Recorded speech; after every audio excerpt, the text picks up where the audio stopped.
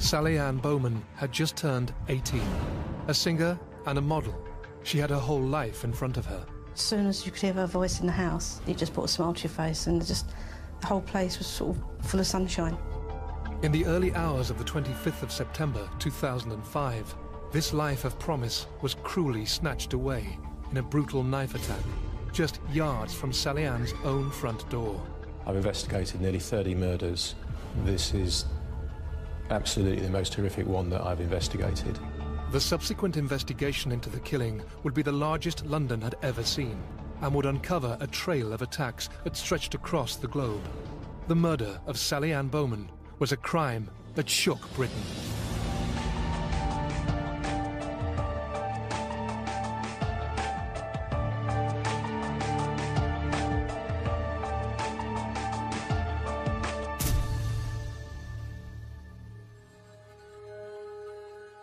It's the evening of the 24th of September 2005 in Croydon, Surrey. 18-year-old Sally Anne Bowman was celebrating a friend's birthday, partying in one of their favourite bars. Sally Anne had gone out with one of her sisters and some other friends into Croydon, and Sally Anne had spent most of the evening up to the early hours in Croydon town centre. She was picked up by Lewis Sproston, and he drove her back to Blenheim Crescent, which is where she lived. Lewis and Sally Ann's relationship had ended a few weeks before, and with emotions still running high, the couple began arguing in the car. This argument continued for over an hour and a half, until finally, Sally Anne got out of the car and Lewis drove off. It was probably around about 4:15 that Lewis drives away from Blenheim Crescent, looks in his rearview mirror, and apart from the actual murderer, was the last person to see Sally Anne alive. The events of the next few minutes will always remain a mystery. But what detectives were able to piece together was that Sally Anne, standing alone on her driveway, was subjected to a very sudden, very violent assault, less than 10 metres from her own front door. We know that Sally was stabbed at least 7 times. Of those 7, 3 of them were so strong, a stab wound, that they passed through her body. 2 went through her abdomen and out the back. She had been bitten a number of times. There was a number of areas on her body, including the bite marks, that yielded DNA. We were also able to ascertain that Sally Anne had also been raped. And the evidence suggested that that had occurred after she had been killed. The events that led to the shocking crime, committed in a quiet suburban street, began almost 24 hours earlier. Sally Anne had spent the previous night at her mum's house and was looking forward to a relaxing weekend. Sally Anne had woken up and just laid about all day in her pink fluffy dressing gown, watching telly, munching on biscuits and crisps and God knows what. And then the phone went a couple of times. It was Sister Nicole asking if she'd like to go out for the evening, as it was Nicole's best friend's birthday. It was about 6:05 in the evening on the Saturday the 24th, and I went to the door, and Sally just said, "Love you, Mum." I said, "Love you too." It was the last time I saw her. Sally Anne met up with her sister and her friends and went to one of their favourite bars in the town centre to enjoy a girls' night out. And she was 18, she was an adult, just. And she was very streetwise, so, you know, even if I had known, there probably wouldn't have been many concerns. You wouldn't expect that maybe in the next few hours she'd be laying in a pool of her own blood, would you? I've seen the CCTV footage. She was at the bar, she was laughing, flicking her hair about, giggling, and according to Nicole, they had an absolute excellent night. And at the end of the night, she went back home with Nicole, but in the meantime on the journey, she was having a conversation with Lewis on the phone and got it into her head that she really wanted to see Lewis. So she arranged to go get a cab from Nicole's back into Croydon, where Lewis then went and picked her up. Sally Anne was in Blenheim Crescent with her ex-boyfriend Lewis Sproston in a car outside of the address that she was living at, where she rented a room. And they were in that car probably from about 2:30 until at least 4:15. What we know from a witness is that about 4:15 that Sunday morning, the witness woke up because they heard what they described as a garbled sound which ended in a scream. Now, they looked out of their window, which looked onto the location that Sally Anne was eventually discovered, but couldn't see anything. It was very still, there was no other noise. They left their window, but returned about 5 minutes later, hadn't switched their bedroom lights on or anything like that, and they looked out and they saw a man walk down the street in the direction of where Sally Ann was eventually found.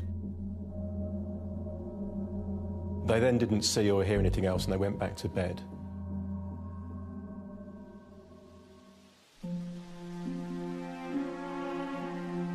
It's about 6:30 on the Sunday morning when a neighbour saw what they described as a pair of mannequin legs sticking out from behind a builder's skip. They went over to have a look and discovered the body of Sally Ann, partially clothed and clearly dead at that point in time. As the murder squad assembled and began their initial investigations, detectives had to break the news to Sally Ann's family. I heard the door knock and I just assumed it would be Sally Ann. I'm sort of panicking, thinking, oh, God, the door's all locked up, she can't get in. And as I opened the door, there was a gentleman standing in a suit. Do you know Sally Ann Bowman? Yeah, she's my youngest daughter. 2 female police officers in uniform. And sort of took back a bit and they asked me if I was Linda Bowman, and I said, I am. They said, do you know Sally Ann Bowman? And I said, yes, she's my youngest daughter. So you know Sally Ann Bowman? He didn't actually say to me, are you on your own? You know, I have some terrible news for you. Is there anyone you can have with you? He just repeated the question again, do you know Sally Ann Bowman? And I said, look, I've told you, she's my youngest daughter. I said, what have they done now? Thinking, oh, the girls have been out, something's gone wrong. And he said, Linda, Sally Ann's dead, she's been stabbed to death. I just remember screaming, absolutely screaming. I just couldn't believe it. And just my whole world fell apart. I just remember this look in their eyes where you just know there's something that's not quite right. And they said, oh, do you know Sally Ann Bowman? And me, I went, what's she done? No care in the world. Like, Ella was sitting on my lap, she was only little. And they said, I'm really sorry to tell you, but Sally was found murdered this morning. And I remember something leaving me that day. And it's never ever come back. I remember sitting there screaming and Ella sitting on my lap saying, Mummy, what's wrong? And I just said, don't worry, Mummy's got something in her eye. And she said, I'll kiss it better, Mummy. I'll make it all better for you. But there's not anything in this world that will ever make it better because she'll never come back.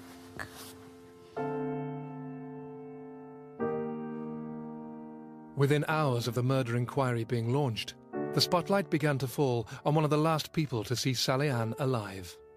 Very quickly, we identified her ex-partner, Lewis Sproston, as someone who was a possible suspect. He was your typical teenage boy. You know, he went out to work, he worked. You know, he had a lot of respect for Sally Ann. They were the perfect couple. They were like the Posh and Becks of Surrey. They had their moments. They were teenagers. They used to argue and bicker, but then who doesn't? Murder detectives were given the task of basically finding Lewis Sproston that afternoon. They managed to find him with a brother and a friend of his. He was approached by police officers asking him if he was Lewis Sproston. He said yes. And because he'd had a tiff with Sally that night and he'd driven off from the driveway, he said, oh, is this because we've had an argument? Immediately, alarm bells soon went off, and they said, Lewis Sproston, you are being arrested for the murder of Sally Ann Bowman. And he had no idea. Here we had someone who had sort of acknowledged that he'd had some form of argument with Sally that night and literally put himself at the scene at the time of the murder. And there is only one way to manage someone like that with an investigation, and that is to arrest them as a suspect for the murder. And that's what happened. Lewis Sproston was taken into custody and questioned for 4 days.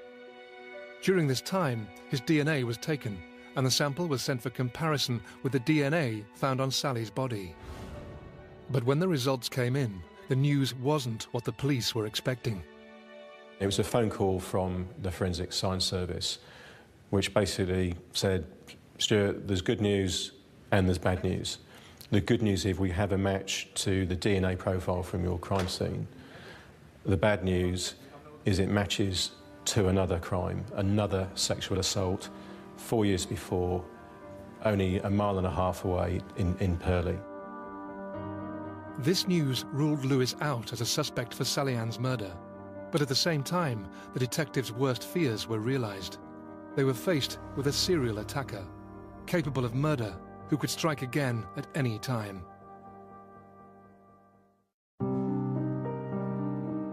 18-year-old Sally Anne Bowman was found murdered just yards from her front door after a night out. She had recently moved out of the family home into her own flat, but still shared a close bond with her 3 sisters. The relationship Sally Ann had with her sisters is extremely close. You know, there wasn't a day went by where she didn't see one of them and they didn't see her. Sally Ann was a talented singer who dreamt of performing at the Albert Hall, and she also enjoyed a successful modelling career. Sally's modelling was her part-time job, something that she loved to do, always wanted to do from when she was little. Got the opportunity and took it with both hands, but that was just part of Sally. I don't know, they just portray her as the model Sally, wasn't her? Sally was Sally. Happy-go-lucky, always laughing, giggling, singing. She wanted the fairy tale. She wanted to work hard, you know, be able to support herself financially. She then wanted the home, then the marriage, then the children. She just had this little thing that she just wanted to be known. She didn't want to be this big celebrity or anything else, just wanted to be known. And unfortunately now she's very known, but not in the way that she wanted.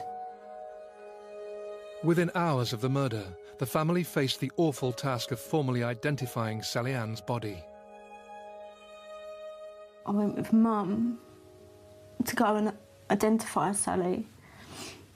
I'll never forget, I just remember standing in the car park out the back and you can hear them wheeling her through. And that thing just taking over, just wishing that it's not her. I remember going into the room and for that split second, I thought it wasn't her, because her hair was dark. And then I moved forward and you just see a little button nose and her little freckles. And that was it. Part of me didn't want to look. I could feel myself behind me, and as I looked round, I just fell to pieces. My Sally laying there in a black zip-up body bag up to her neck. Hair all tied back off her head, where her hair had they'd washed the blood from her hair. And I see a tiny wound to her neck.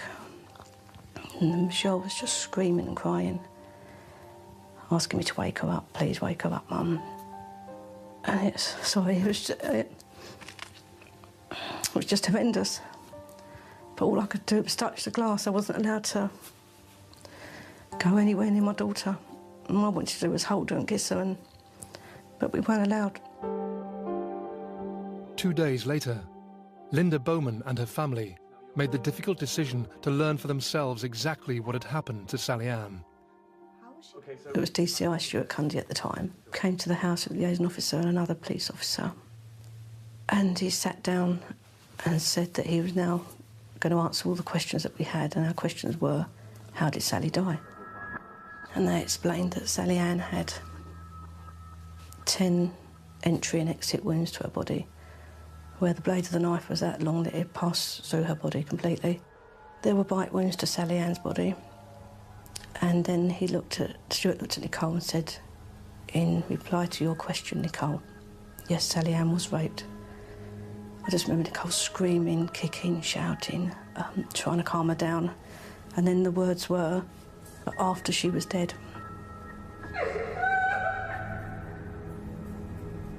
That was just like someone hit me on the back of the head with a lump of wood.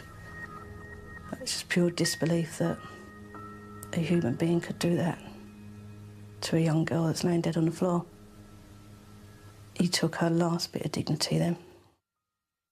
Early in the investigation, Sally Ann's ex-boyfriend was the prime suspect for the murder, but he was ruled out when his DNA didn't match the DNA found on Sally Ann's body. What scientists did discover, though, was a forensic link between Sally Ann's killer and an unsolved crime that had happened 4 years before the murder. The attack from 2001 was another truly horrific sexual assault on a woman. A lady who was in a phone box making a phone call when the suspect walks over to her, tries to get into the phone box and masturbates over the phone box. He manages to get the door open and then ejaculates over the floor of the phone box and then casually walks off across the car park of Tesco's away from her. That remained an unsolved police investigation, despite the fact that DNA was obtained from that crime scene.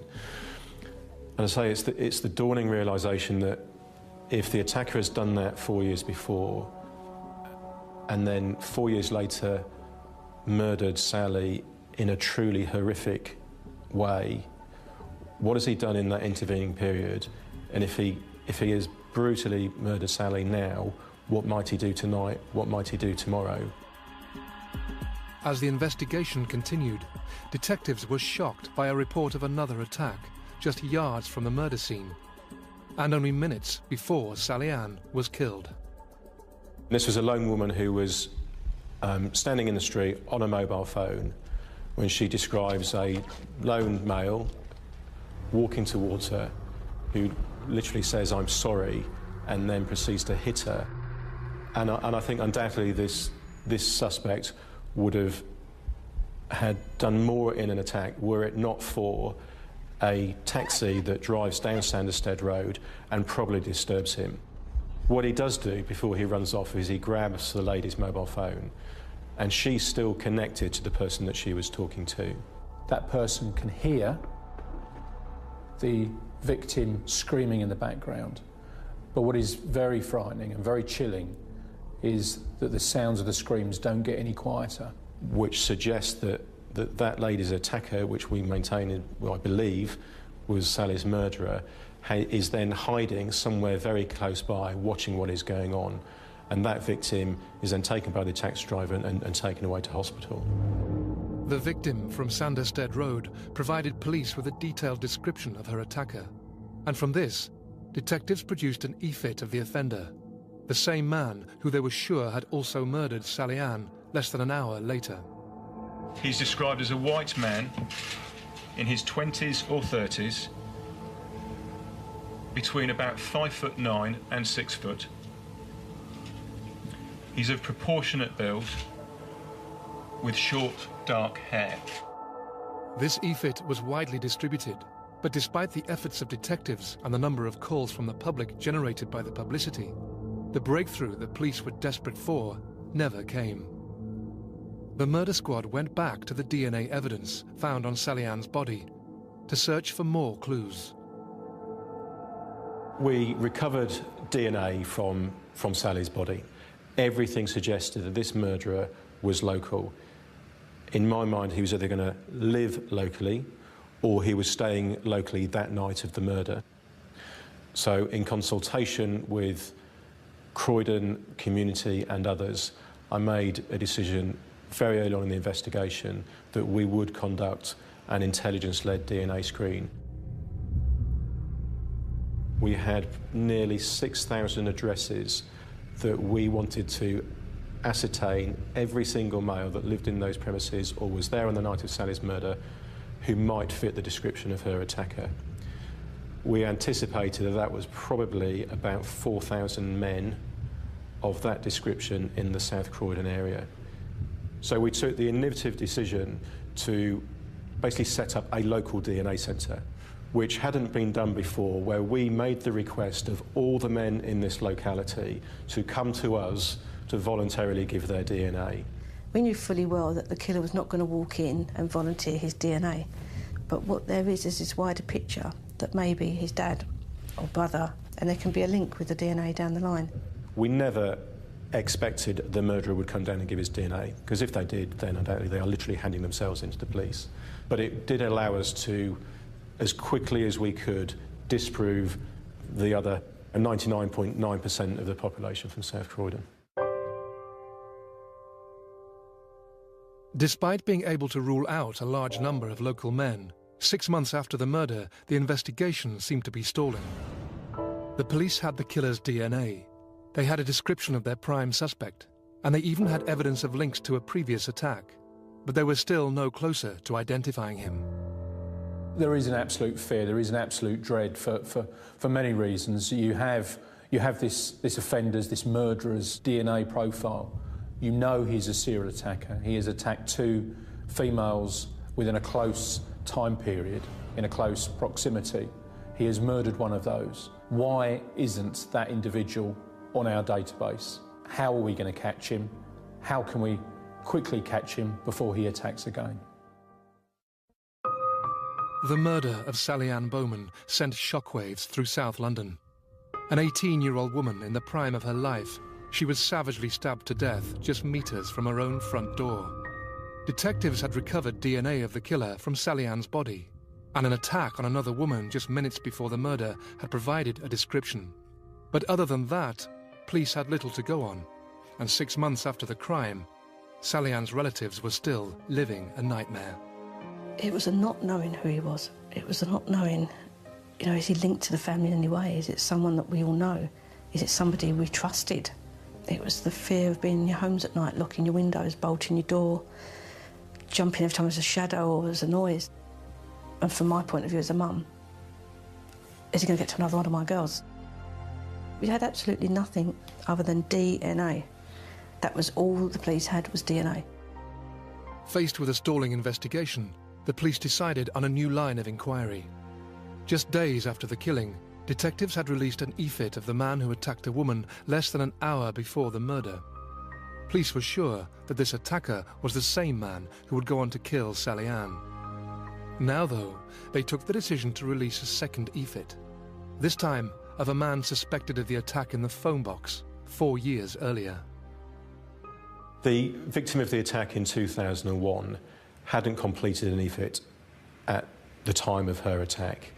I took the decision that actually she might be able to add something more to our investigation, whilst undoubtedly the attacker and his image would still figure large in her mind. We could never be totally sure that the image which she created was indeed what the attacker looked like at that time, and if it was accurate, it was what he looked like 4 years before. But I took the choice, let's release it. We can use this to generate another round of significant publicity. So in March 2006, I released the second e-fit. After discussions with Sally Ann's family, the police also decided to release some of the more horrific details about the nature of the murder itself. It was absolutely imperative that everybody out there, particularly people in South Croydon, knew the level of dangerousness that this murderer posed. We did a television appeal, and I remember thinking any minute he's going to say it, and I could just feel my heart pounding. The decision was taken that I would tell the media and we would be publicly talking about the fact that Sally, we did believe that she was raped after she had been murdered. And that was it. It was all out there. Everybody knew. These revelations brought new leads, but they too were dead ends. Police were still nowhere near catching Sally Ann's killer. All that was to change, however, with a seemingly unrelated event 20 miles away from the murder site, involving a 35-year-old local man called Mark Dixie.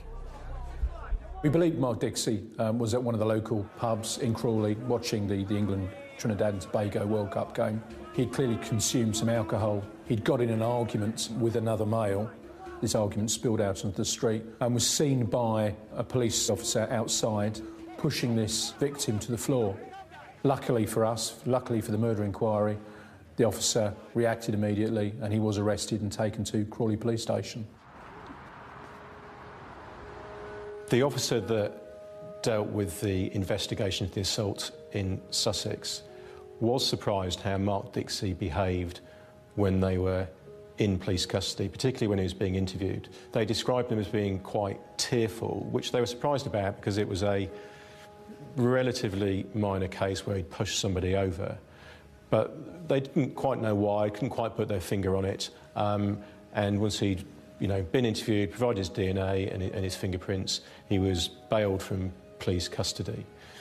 With hindsight looking back, he was probably tearful because this was the point in his life where literally everything came on top for him, and he knew full well that now his DNA had been taken, he would be linked directly to the murder of Sally Ann. 12 days later, the murder squad received the news that would break the case wide open, confirming that the DNA found on Sally Ann matched that of Mark Dixie.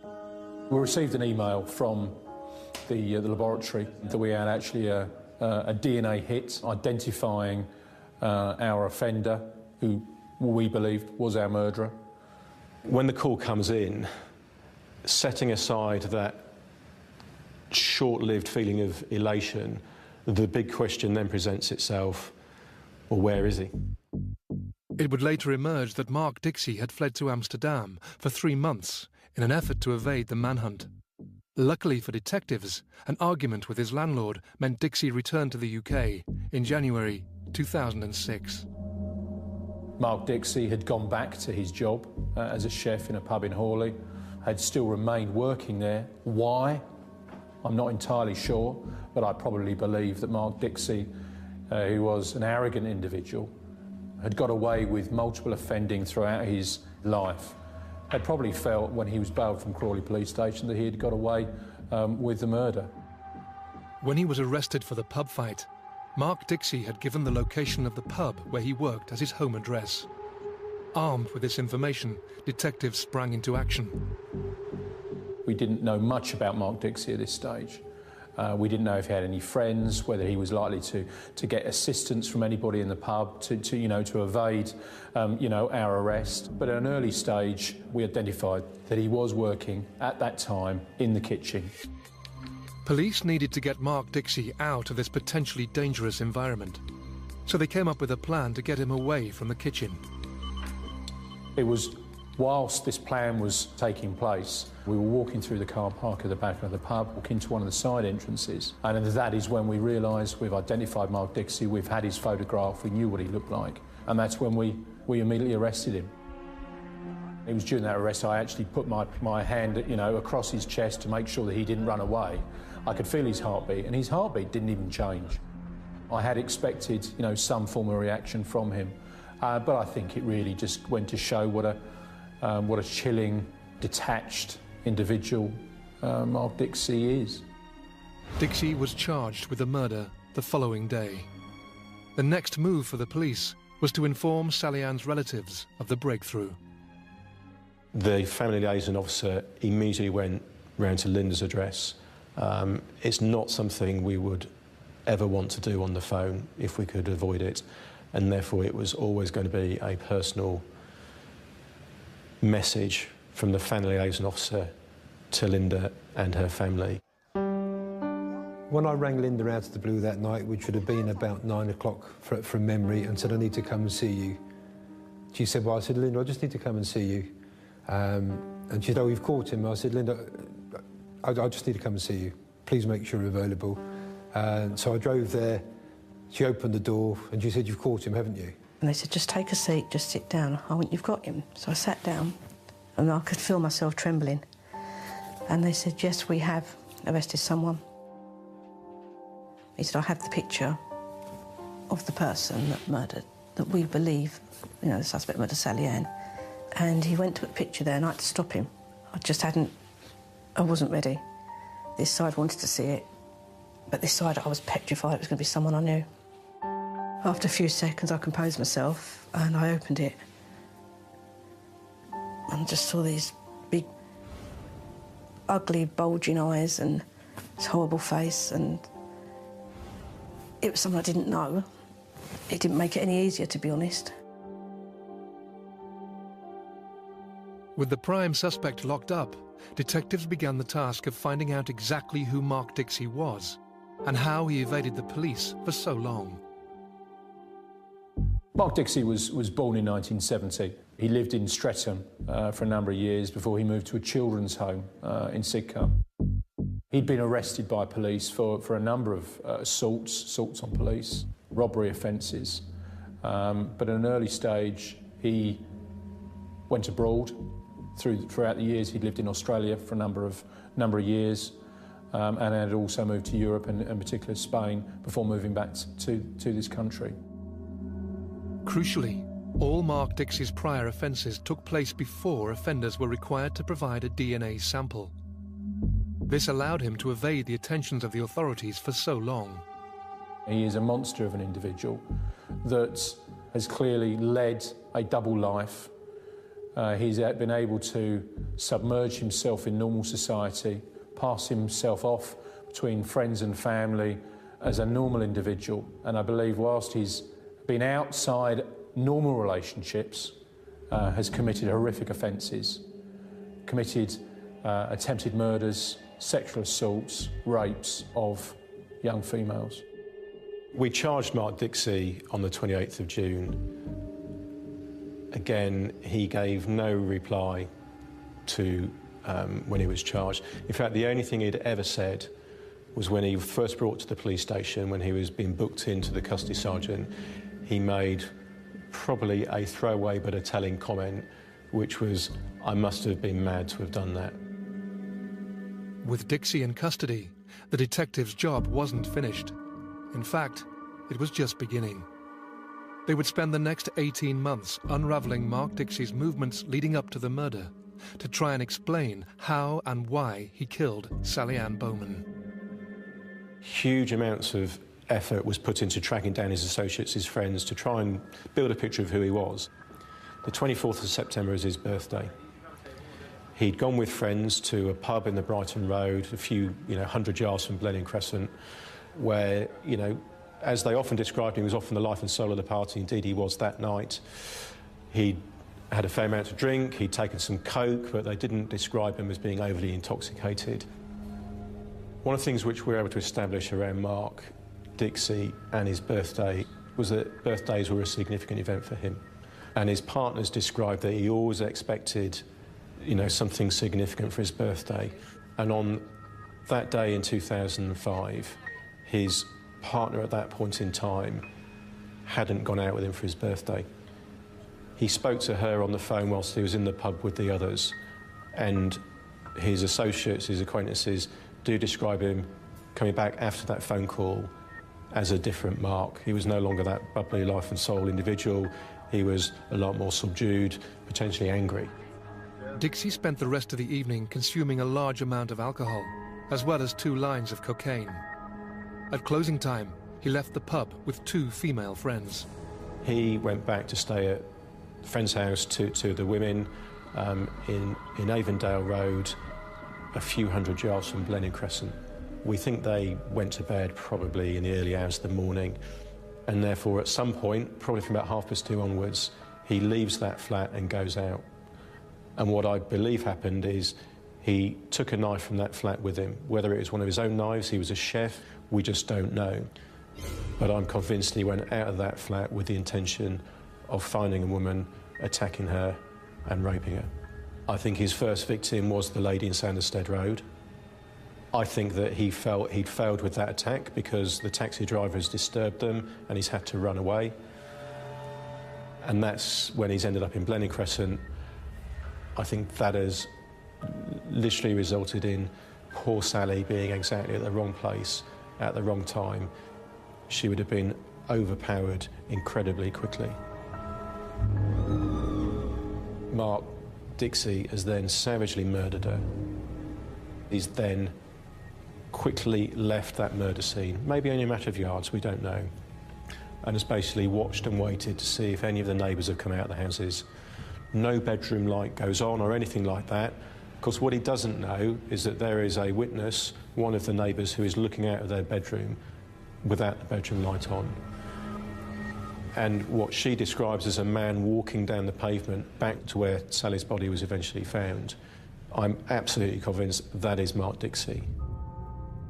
Assuming he wasn't being watched, Mark Dixie returned to Sally Ann's body and raped her. He clearly at some point then, once he's raped Sally, goes back to where he was staying that night in Avondale Road, goes to sleep on the sofa, and when he and his friends wake up in the morning, he behaves as if nothing has happened. And I think that really sums up in my mind what Mark Dixie is like, a callous nature and someone who has carried it off like this for most of his life. This cold-hearted detachment was never more evident than when Mark Dixie arrived at the Old Bailey on the 5th of February 2008. His description of what he did the night of Sally Ann's murder would shock everyone who heard it. Detectives had spent 9 months tracking down the man who murdered 18-year-old Sally Anne Bowman on her driveway in September 2005. She was stabbed 7 times, and shockingly, she was raped after she had died. The prime suspect, Mark Dixie, was arrested after his DNA matched a sample found on Sally Ann's body. And as the trial approached, Sally Ann's family faced the awful moment when they were to see the killer in court. When we first went into the courtroom at the Old Bailey, the murderer was already in the box. And we were less than 3 foot away from him. And I could feel him staring round, looking round. Mark Dixie's defence was that he wasn't the murderer. There was another murderer still unarrested, undetected, but he was the rapist, that he came across what he believed was a drunk girl laying unconscious in the street on the driveway, and he thought he'd seize his opportunity to have sex with her. When he was telling this to the court and the jury, with Sally's family listening, it was delivered really with so much, and this is my phrase, so much contempt, as if to say, well, what's wrong with doing that? Throughout the trial, the cold-hearted Mark Dixie never once offered any explanation for why he had murdered Sally Ann. I remember watching him. He had no remorse on his face. He didn't care what he'd done. It was like, it was pleasure for him to see that we're all sitting there hurting. He didn't care. He just wanted to see us squirm while we sat there and listened to what he had to say. He's an animal. As part of their investigations into the murder in the lead-up to the trial, detectives began to uncover a trail of attacks that stretched across the globe. The trail led back to one man, Mark Dixie. We immediately realised that he had travelled to Australia, and we submitted again the DNA profile to Australia, saying that we identified our murder offender. And it was Western Australia that came back to us and said, yes, they have a hit for that DNA profile for an attack on a lone female in a house in Perth, Western Australia in 1998. It was around about midnight. She was studying alone. When she heard a noise coming from the kitchen, she goes to investigate and sees what we know is Mark Dixie coming through the kitchen window with what looked like a stocking over his head, armed with a knife. And the next thing she knows, she's actually being stabbed. She's rendered unconscious. She received 7 stab wounds, very similar to that of Sally Ann. She was extremely lucky to live. We know she's raped while she's unconscious, and a number of her personal items were stolen by Dixie, which we believe were potentially used as trophies by him. The trial of Mark Dixie lasted 3 weeks, and the tension in the court before the verdict was delivered was unbearable. When the foreperson did stand up and they told the court that they found Mark Dixie guilty and it was a unanimous verdict, the feelings for each of us privately will all be quite personal and undoubtedly all different in many ways. From the police officers' perspectives, not a feeling, but a myriad of feelings of, yeah, we got him. We got him. And I just thought, you know what? That's it. She can finally rest now. That part of the journey's over. He's been caught and he's been found guilty.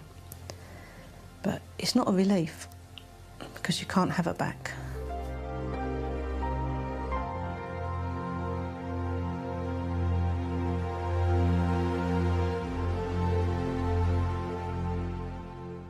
Mark Dixie was sentenced to mandatory life imprisonment with a minimum tariff of 34 years for the murder of Sally Ann Bowman. He is currently serving his sentence at Long Lartin Prison in Worcestershire. He will be at the earliest in his 70s when he's released from prison, and that's the absolute earliest. It's a significant sentence. His dangerousness was acknowledged by the judge, and a sentence like that does reflect the need to protect society from Mark Dixie and individuals such as him. A prison sentence, however, no matter how long, was not enough for Sally Ann's relatives. Justice will never be done. Never. Not the whole time that man's living. It will never ever be done. He's fine. He's got himself a nice little cell, cosied up in there. So what justice is that for Sally? She's not here. She's in a hole. She's not with her family, where she belongs. All because he felt that he had the right to take her from us. Mark Dixie is a detached, arrogant monster who is a danger to the public. He's probably one of the most frightening individuals that I've had the opportunity to deal with in my police career. Do I have any feelings for Mark Dixie? If I'm honest, no, I don't. Mark Dixie is someone that I don't want to spend any energy having feelings about.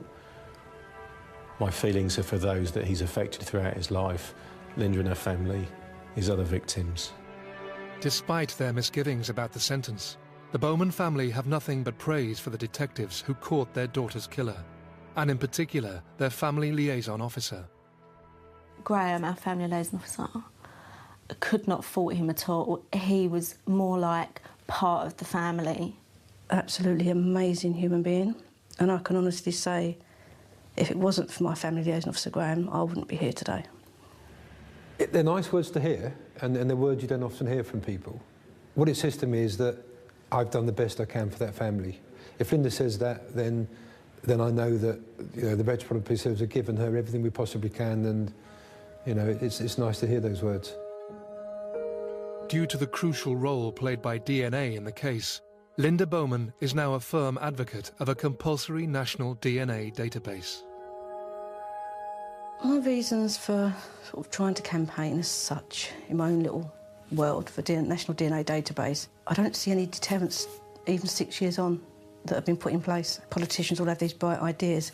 Well, my deterrent is the biggest deterrent I could ever think of. Take DNA from birth. What's the problem with putting that onto a national database for everybody? DNA does protect the innocent, because if DNA was not found on Sally Ann belonging to her killer, then Lewis would undoubtedly right now be serving a 34-year sentence for a murder.